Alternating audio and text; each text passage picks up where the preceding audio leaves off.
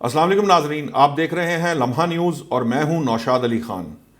ناظرین، اب تک کی اطلاعات آپ کے سامنے آ رہی ہوں گی۔ پرائم منسٹر صاحب فرماتے ہیں کہ آئندہ 24 گھنٹوں میں ایران اور امریکہ کا معاہدہ ہو سکتا ہے۔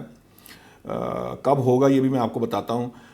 لیکن جو اس وقت سچویشن ہے وہ کچھ اس طرح سے ہے کہ بہت سے لوگ بہت سی تفصیلات بیان کر رہے ہیں ایران اور امریکہ کے معاہدے کی۔ امریکی صدر جو ہیں وہ ایران کی طرف سے جو اس کی تفصیلات منظر عام پر آنے پہ برہم بھی ہیں، اور وہ چاہتے ہیں، وہ ایران کو ڈانٹ بھی رہے ہیں، لیکن اس سارے معاملے کے اندر جو اہم ترین جو معاملہ ہے وہ یہ ہے کہ اس کو یوں کہا جانا چاہیے، جب اس کی تفصیلات یا معاہدے کے بارے میں بات کی جاتی ہے تو یہ بالکل واضح ہو گیا ہے کہ ایکچولی جو امریکہ ایران جنگ تھی وہ ایران جیت چکا ہے۔ یہ اس لیے میں آپ کو کہہ رہا ہوں کہ جو ٹرمز اینڈ کنڈیشن ایران چاہتا تھا وہ اب قبول ہو چکی ہیں۔ اس پہ معاہدے کی مفاہمتی یادداشت جو ہے اس پہ کام ہو رہا ہے، فائنل مراحل پہ ہے، اگرچہ کہ 24 گھنٹوں میں یہ شاید ہوتا نظر نہیں آ رہا جس طرح پرائم منسٹر صاحب نے کہا، لیکن آئندہ ہفتے کسی بھی وقت ہو سکتا ہے۔ اب معاملہ یہ ہے کہ ایران جنگ اس لیے جیت گیا کہ جو مفاہمتی یادداشت تیار کی گئی ہے اس کے اندر ایران کا یہ کہنا ہے کہ آپ نے جہاں سے ایٹمی جو ہمارے معاہدے کو ختم کر کے ہم پر حملہ آور ہوئے تھے، اس جو وہاں سے شروع کریں گے، پہلے وہ معاملات طے کیے جائیں گے جو اس جنگ سے متعلق ہیں، یعنی جنگ بندی کو مستقل کرنا، جس کے اوپر بات ہوگی 60 دن کے لیے یہ جنگ بندی جو ہے وہ مستقل کی جائے گی۔ اس کے بعد کمپنسیشن کی بات کی جائے گی۔ کمپنسیشن اس لیے ضروری ہے کہ اگر آپ نائے ہرمز پہ ٹول ٹیکس نہیں لگتا تو یہ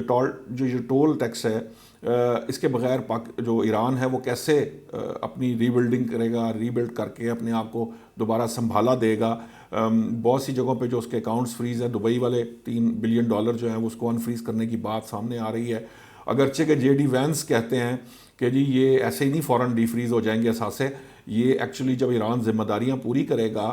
تو ڈی فریز ہوں گے۔ تو ایران تو ذمہ داریاں جو ہیں وہ تو حملہ آور اس کے اوپر ایران کے اوپر امریکہ اور اسرائیل ہوئے تھے، انہوں نے تو کچھ نہیں کہا تھا۔ جو یورینیم جہاں تک انریچمنٹ کی بات ہے وہ ایک معاملہ ضرور ہے جس کے اوپر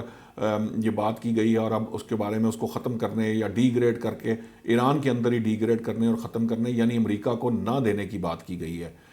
تو یہ دوسری شرط بھی جو ہے وہ ایران کی مانی گئی ہے، تسلیم کر لی گئی ہے۔ تیسری جو اہم بات ہے کہ ایٹمی جو مذاکرات ہیں وہ ان تمام معاملات کو طے کرنے کے بعد ہوں گے۔ یہ بھی ایران کی ہی شرط تھی، جبکہ امریکہ چاہتا تھا کہ اس کو اناؤنس کیا جائے، لیکن ایسا نہیں ہو سکا۔ سو ایکچولی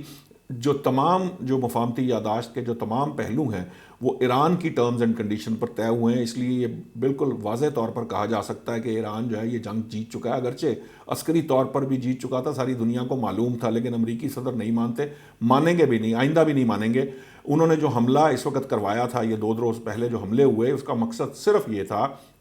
کہ وہ لوگوں کو یہ بتا سکیں کہ جی حملے کے بعد ایران نے جو ہے نا یہ ہم سے معاہدہ کیا ہے، اس پریشر کے اندر آ کے، اور وہ اپنے عوام کو خوش کر سکیں۔ بہرطور اب جو معاملہ ہے